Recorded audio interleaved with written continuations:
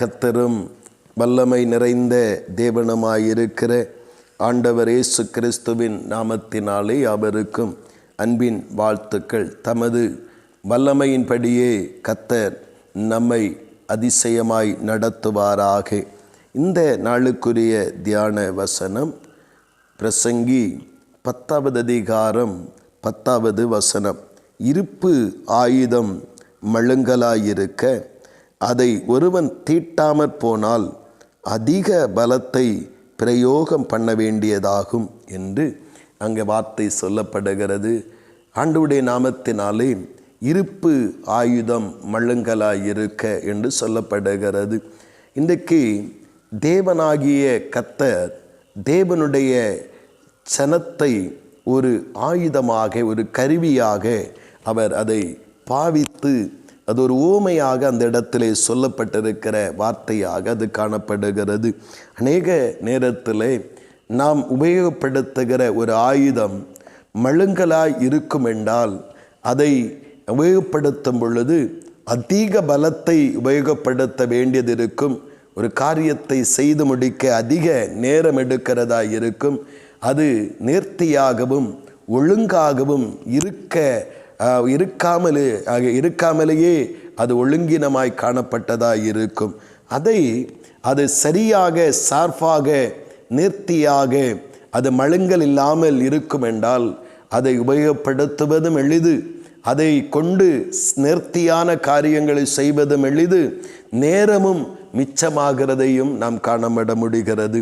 அப்படியானால் இன்றைக்கு கர்த்தருடைய ஜனத்தை ஒரு ஆயுதமாய் பார்க்கிறார். அங்கே சொல்லப்படுகிற வார்த்தை அது மழுங்கலாய் இருக்கும் என்றால் அதிக பலத்தை உபயோகப்படுத்த வேண்டியது இருக்கும். இன்றைக்கு நம்முடைய அந்த மழுங்கலான நிலைகள் மாற்றப்பட வேண்டும். விசுவாசத்திலே மழுங்கி போன நிலைமைகள், ஜெப ஜீவிதத்திலே மழுங்கி போன நிலைமைகள், பரிசுத்த ஜீவிதத்திலே மழுங்கி போன நிலைமைகள், அது மட்டுமல்ல தேவனுக்காக உழைக்க வேண்டிய, செயல்பட வேண்டிய விதத்திலே மழுங்கி போன நிலைமைகள், தேவனுக்காக சாட்சியாக வாழ வேண்டிய ஜீவிதத்திலே மழுங்கி போனவைகள், தேவனுக்காய் செய்ய வேண்டிய கடமைகள் ஊழியங்களிலே மழுங்கி போன நிலைமைகளிலே ஒருவன் காணப்படுவான் என்றால் அந்த மழுங்கி போன நிலையை வைத்து கொண்டு ஏதோ வண்டியை ஓட்டி விடலாம் என்று கனவு கண்டால் அவன் அதிக பலனை உபயோகப்படுத்தி தளர்ந்து போவதற்கு ஏதுவாக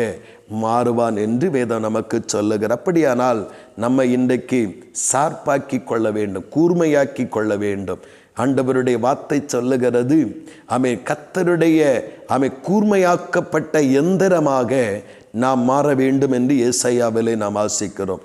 நம்மை கொண்டு கர்த்தர் செய்ய நினைத்தவைகள், நமக்காக கர்த்தர் செய்ய நினைத்தவைகளை நாம் சுதந்தரித்து கொள்ள வேண்டும் என்றால் நம்முடைய மழுங்கின நிலைமைகள் சமாளித்து உலகத்தோடு உலகமாக சமாளித்து செல்லுகிற நிலைமை மாற்றப்பட்டு கர்த்தருடைய கரத்திலே கூர்மையாக்கப்பட்ட எந்திரமாக, ஆயுதமாக நாம் இருப்போம் என்றால் நம்முடைய வாழ்விலும் தேவனுடைய நன்மைகளை சுதந்திரித்து கொள்ளுவது எளிமையாயிருக்கும்.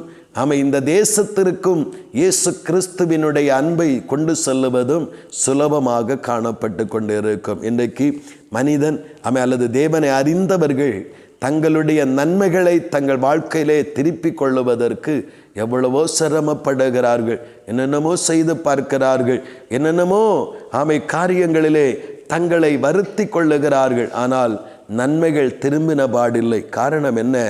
நம்முடைய வாழ்வு ஜப வாழ்வாயிருக்கட்டும், விசுவாச வாழ்வாயிருக்கட்டும், பரிசுத்த வாழ்வாயிருக்கட்டும், நம்முடைய தேவனோடு கூட தேவ சித்தத்தை செய்கிற வாழ்வாயிருக்கட்டும், தேவனோடு கூட அமர்ந்து காத்து பொறுமையோடு இருக்கிற வாழ்வாயிருக்கட்டும், மழுங்கி போயிருக்கிறதான் அதற்கு காரணம். அதிக பலத்தை உபயோகப்படுத்தும் காரியம் இன்றைக்கு வெற்றியாய் முடியவில்லை.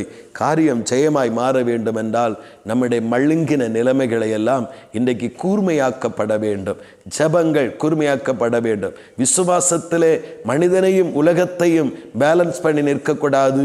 கர்த்தரையே என்று சொல்லி அப்படியே உறுதியாக இருக்க வேண்டும். பரிசுத்த ஜீவிதத்திலே இதெல்லாம் பரவாயில்லை என்று சமாளித்து செல்லுகிறவளாக இருக்கக்கூடாது. இதுதான் பரிசுத்தம் என்று வசனத்தின்படி நம்முடைய வாழ்வை நேராக்கி கொள்ள வேண்டும். இப்படி நம்முடைய வாழ்வை நேராக்கும் பொழுதுதான் ஆண்டவராகிய தேவனுடைய அதிசயமான செயல்களை நாமும் அனுபவிக்க முடியும். நம்மையும் கர்த்தராகிய தேவன் அவருடைய நாம மகிமைக்காக பயன்படுத்த முடியும். இன்றைக்கு மழுங்கி போன நிலைகளிலிருந்து நம்முடைய வாழ்வை தேவனுடைய வசனத்தின் அடிப்படையிலே கூர்மையாக்கி கொள்ளுவோம். வசனத்தை கொண்டு கூர்மையாக்கி கொள்ளுவோம். பரிசுத்தாவியின் பலத்தை கொண்டு கூர்மையாக்கி கொள்ளுவோம். நாமும் ஆசீர்வதிக்கப்பட, நம் மூலமாய் அநேகர் ஆசீர்வதிக்கப்பட, தேவனால் பயன்படுத்தப்படுகிற பாத்திரங்களாக, ஆயுதங்களாக கர்த்தர் நம்மை பயன்பட செய்வாராக. ஆமேன், ஆமேன். செபிப்போம்.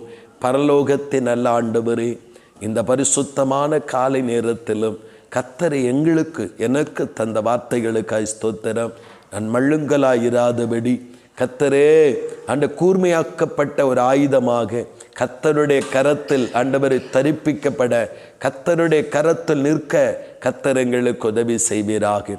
தேவனே, உடைய கிருபையின் கரங்களிலே எங்களை முழுவதும் தருகிறப்பா. ஆண்டவரே, மழுங்கி போனதிலிருந்து எங்களை கூர்மையாக்கி கொண்டு விழித்து கொண்டு எழும்ப இந்த கடைசி நாட்களில் உதவி செய்யும். சமாளித்து மழுங்கி போகிற அந்த பரிதாப நிலைகள் மாற்றப்படட்டும். ஆண்டவரே, கர்த்தருடைய கரத்தில் கூர்மையாக்கப்பட்ட அம்பாய் இந்த கடைசி காலங்கள் பயன்பட எங்களை பயன்படுத்தும். அப்படியே நீங்கள் செய்கிறபடியாய் ஸ்தோத்திரம். இயேசு கிறிஸ்துவின் மூலம் செபிக்கிறோம் ஜீவனுள்ள நல்ல பிதாவே. ஆமேன், ஆமேன்,